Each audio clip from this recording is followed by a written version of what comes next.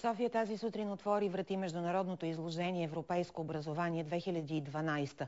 Това е четвъртото издание на форума, който поставя фокус върху бакалавърски и магистърски програми в чужбина. Изложението ще продължи в Пловдив и Бургас, съответно на 2 и 3 октомври. Изложението представи университети от Великобритания, Германия, Дания, Холандия, Италия, Испания и Швейцария, които са водещи в специалности като бизнес и мениджмънт, хотелиерство и туризъм, психология, социология, архитектура, компютърни и инженерни науки, право и моден дизайн. Организаторите обявиха и конкурс за есе "Защо избирам да уча в чужбина?" с награда 1000 евро стипендия за учебната 2013-2014 година.